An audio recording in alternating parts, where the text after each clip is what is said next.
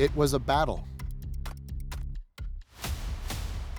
At the center of the battlefield was a cart full of grain that the enemy wanted.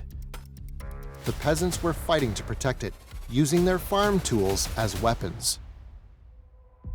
The woodcut Peasants Defending Their Grain was completed in 1943 and is now on display at the Yan'an Literature and Art Memorial Hall. It was created by Ian Han, a member of the woodcut working group from the Lu Xun Academy of Fine Arts in Yan'an. In 1945, Life magazine from the US published this work and an article titled "Woodcuts Help Fight China's Battles." According to the article, at the time, woodcutting was not just an avant-garde art form, but also a weapon. During the war against Japanese aggression, it helped to unite the people against the enemy. In the winter of 1938, the Woodcut Working Group was established. Hu Yi-chuan, a teacher at the Academy's art department, became the group's leader. Taking cutting tools, blocks of wood, and hundreds of woodcuts with them, they left northern Shanxi and crossed the Yellow River to reach the Tai-Hong Mountains. They started to use woodcuts to carry out publicity work in the anti-Japanese bases in the enemy's rear.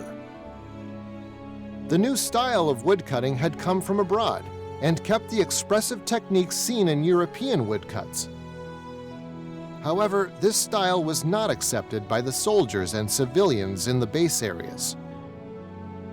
他们就偷偷的就是藏起来，就是化身为老百姓，然后藏在那个展览背后听老百姓怎么聊天。结果他们一听就大为震撼，就是老百姓就指指点点说：“哎呀，这个黑脸、阴阳脸，然后呢，这都鬼吧？”所以对于这几个艺术青年也好，对于这几个木刻家也好，大受打击。 The Chinese New Year of 1940 was approaching. The Woodcut Working Group had been tasked with creating pictures featuring the fight, life, and production of the enemy's rear area. This was a big challenge for the Western-trained woodcutters.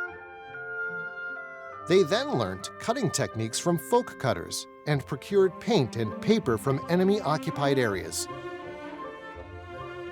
They used the traditional overprinting technique to create a batch of vivid woodcuts, including cooperation between soldiers and civilians, defending our hometown, spring plowing, and picture of weaving.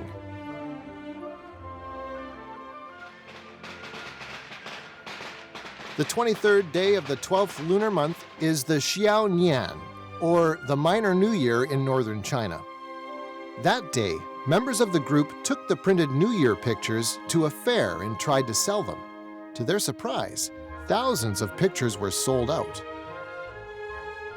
After learning about the group's achievements, Peng Duohuai, Deputy Commander-in-Chief of the 18th Group Army of the National Revolution Army, wrote them a letter of commendation. In it he said, "I've heard about the efforts you've made.